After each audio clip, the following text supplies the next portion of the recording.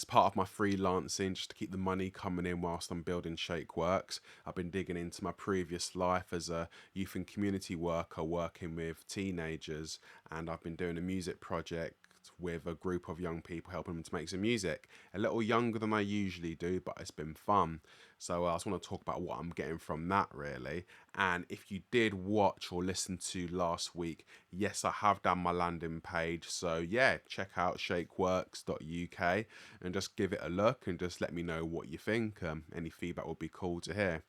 So doing music projects with a group of younger young people, it's been cool. When I've done it in the past, it's been predominantly around, say, hip hop, rap, grime. In that, got backing tracks, got a beat here, mate. Vocal it, as some people sort of like say, help them to write lyrics. It's been mainly that.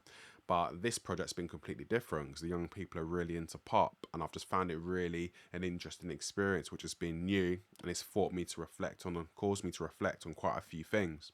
So the first thing is just finding out their interests. Really, this group pretty much had, the youth workers thought they had no music making experience before because they've never done that in the youth centre. But speaking to this small group of 6 to 7 young people, they've all playing about with music in their own way. Some are just writing word ideas down, which they're basically writing songs, but they're not calling it that. And a lot are playing about with apps. There's one called GroovePad coming up a lot, which they're playing about with. Works like Ableton, just triggering off loops on their phone. So a lot of them are doing that at the moment. So that was really interesting just to hear in their own time. They're just playing about with that. And with helping them to write a song from scratch, I've been breaking down components of the music making process and making games out of them, basically. So there was one which I just was getting them to come up with sort of stories, either a happy, sad, or a weird story, and just making up stories as they go about anything that they want. The really interesting thing about it is when they were doing this activity of, say, coming up, say, of a happy story or a sad or a surreal one, and taking turns to follow on from each other, everything they said ranged from really kind of mundane, like, I woke up, had Cheerios, I went to school, my teacher shouted at me, to a massive monster called Fred turned into a werewolf and ate my nan. That's an actual quote, by the way. So it's and everything in between. And I think the cool thing about that is just how ideas spark from one another, and just them feeling comfortable enough just to kind of say whatever came into their head. And out of all of the things they said, I'm going to somehow craft a song out of it with them, which is going to be interesting. But yeah, lots of ideas coming which are really really broad ranging, and melody ideas as well, in that had a game where they needed to take it in turns just to basically hum or whistle a melody whilst I was pointing at them, and then the next person does a melody part, and then they keep going and so forth. So no talking, just humming or whistling. The interesting thing about it was I was getting them to basically improvise, but I'm not using that word improvise. I'm just getting them just to hum or whistle, just to do whatever feels right to them. So it's very much based on feeling, not what they're thinking. Some were more comfortable with it than others, but then what was interesting is that some felt like, oh, what I was doing was rubbish, or they made a mistake. But it made me think to myself, I'm paraphrasing this. I know Miles Davis said something to this effect of that he loved mistakes because he found it interesting when musicians made mistakes, what they did directly after that to correct their mistakes. And he felt that moment afterwards where they actually show their own personal style.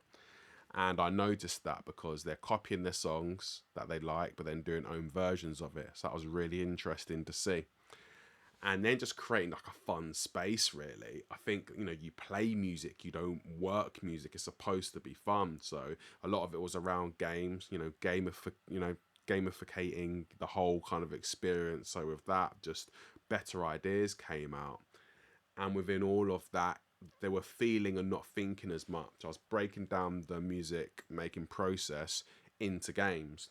I wasn't talking about, yes, we're going to come up with a concept and a theme and lyrics, and we're going to improvise ideas and put them together in sections. It was just make up some stories, hum some melodies, and then we'll piece it all together just to make it a bit more fun, less precious, less sort of like exposing of, if you come up with a good idea, that defines you, or if you don't, you're rubbish. So it just kind of lightens the whole thing, which I kind of felt was really good.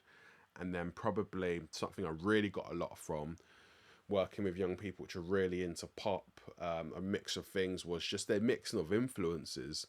Like for them, I think it was one of those things of sounding like an old person, 37 going on 38, working with like, 8 to 11-year olds, is that they just like what they like. It's just a mixture. They're listening, from Central C to George Ezra to what really shocked me, like Whitney Houston. And they'll sing in lyrics word for word, not just the hits. And in that situation, I mean, they were all born at least a minimum of 2 years after Whitney Houston died. And that just really sort of like hit me in that they just like what they like. Whatever YouTube recommends to them based on their watching habits, whatever playlists that Spotify recommends based on their parents or older brother or sister's accounts. They just like a mix of things. For them, it's either they like it or they don't. The whole idea of style and genre is a bit blurred for them, because for them it's like it's cool or it's just not for them. And that was really, really refreshing. So I think I've liked that the most, as well as just the fun collaborative sort of like process, because I'm mainly a music person, getting involved in the word side, and it just feels it just feels like a big game really, which is really interesting for me, and probably something I'm going to try and remember when I'm in music making sessions, not necessarily community based sessions, but making music with other people which call themselves artists. That's what I've been working on recently. Project's going on for a bit. We've got to create an original song with a performance in Halloween based on their zany ideas. It's definitely going to be Halloween based, so I'll keep you updated with that. And yeah, I'll probably share maybe a bit more in the next few weeks about some music that I've been working on, because I've got a separate Type Beats channel, but I might throw some beats on here and talk about some of the ideas around how I got into it and how I made it and the ideas behind it. So I might throw that in there as well. So for the people which are watching or listening to this, just let me know, and then I'll maybe throw those in if you're interested in hearing more about that. So thanks for tuning in, and I'll be back again next week. Take care.